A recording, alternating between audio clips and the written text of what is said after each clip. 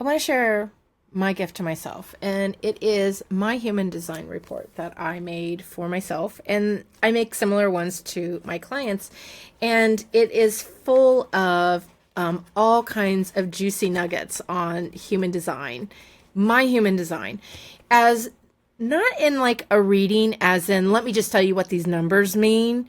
It's, sometimes I think about, oh, I kind of dumbed it down, but I really didn't. I just put it in normal way of speaking. And I made this one for my certification with Julie Ciarde. If you follow her, maybe I'll put a little link to her in there. It's where I've done a lot of studying for the past year and a half with her. I adore her and how she looks at human design.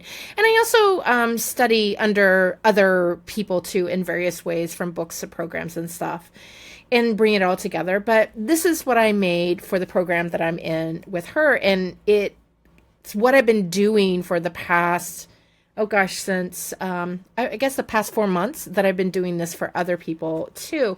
And I thought I would just share a little bit of some of the stuff that's in mine. And I pulled out something specific for me. I am a generator. I am a 6'2". I have emotional authority.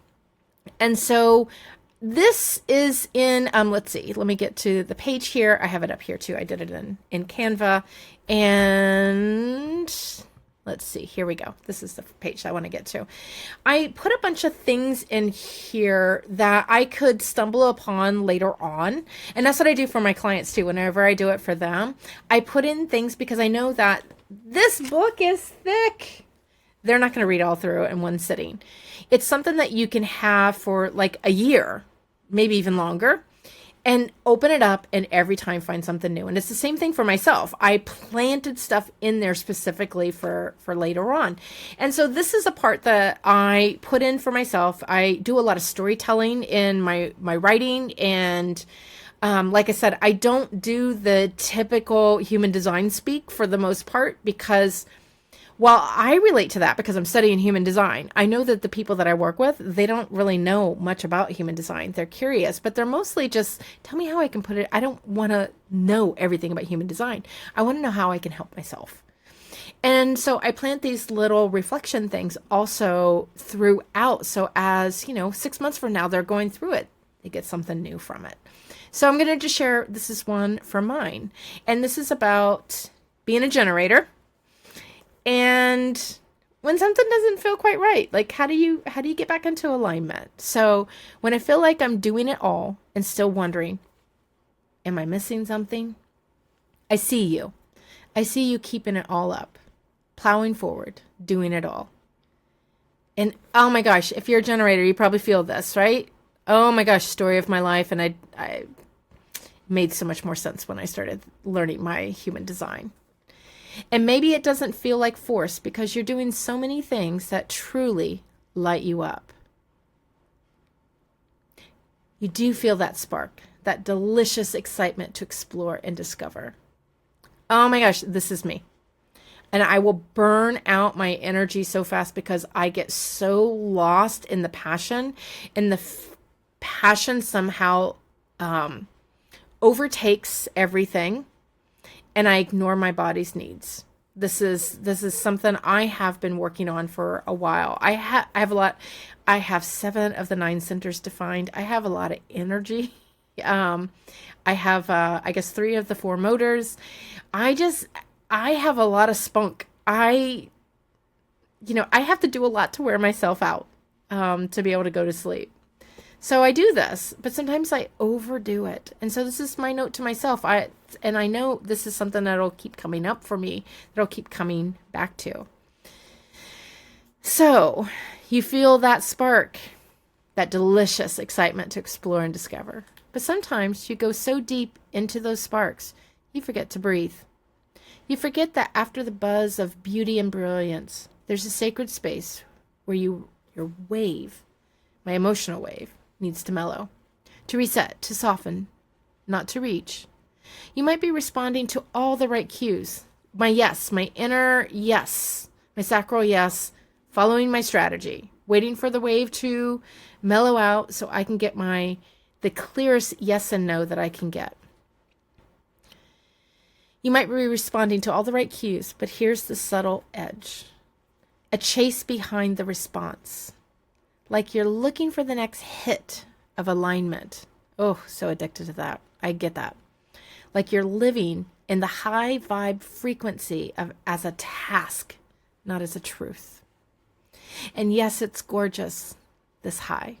This law of attraction hum, this sparkle trail of synchronicities. But it's also starting to feel like a job, like a drug, like you can't quite quit because it might all fall apart. And if you stop watching for it,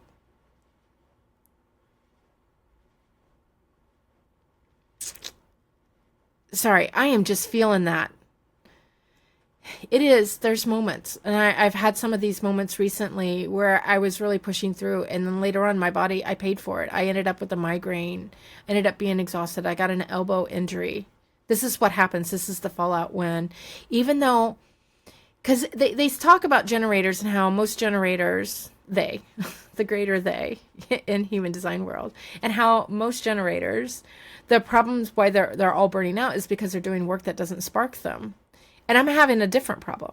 I have so much work that sparks me, but it's consuming me, and I'm forgetting the other parts. And the high frequency is a task of me getting into it, rather than looking at it. It's part of my truth. Yeah. Sorry. So this is just really landing. I haven't actually read this page since I got the thing printed because I like coming back and having these surprises. So you're catching, this is what it's like when you can have this for yourself. And you can, if you're studying human design, I highly recommend doing this. But if I'm interested in human design, I don't really know that much, I'd be happy to make one of these for you. And, I'll put some information in the description if that's something that you're interested in. I call them FlowPrints because they really are not readings. I don't think so. And I'm not going to just give you information. I'm looking for what is your flow? How is it imprinted on you? And what's a new way that you can print it if you want to? And that's what I'm doing here. You can see this is me being in the moment. Even stars, the bright ones, the ones you adore, shiny only because of the contrast, the darkness around them, the pause between the pulses. And when I say darkness, I don't mean like, ooh, go into your dark space and have the low emotion. Although low emotions are perfectly fine. They're a normal part of life. And there are some that when they happen, I want to deeply feel them because that just seems like what I want to do. It's what my body wants to do. But those pauses, they're just as important. And they don't have to be low. They can just be that, a pause. You know this. You're a double spacer after a period kind of gal. You love fonts that breathe. You've never been one for cramped design or condensed timelines. You need room for the in-between, the inhale, the exhale. I am such I love the double space more than the single space. That's a hard thing. Sometimes it happens because it automatically happens and a lot of autocorrect does that. And I don't like condensed fonts. I never have because I'm old and my eyes aren't great. So it's too much. I need spacing. If you're a generator, you find that you end up, when you start tuning into your alignment, you have your own timing, your own way of doing things, and it can seem slower to somebody else. But when you're in it and you're trusting it, it feels like, oh yeah, I can be the slow ride. And that's totally fine because I'm going to get there and I'm going to get there feeling good.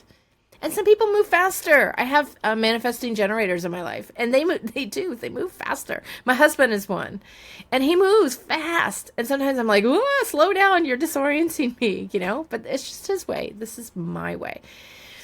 So I've seen you pause a course, stop a video halfway, not out of disinterest, but because you need to feel it first.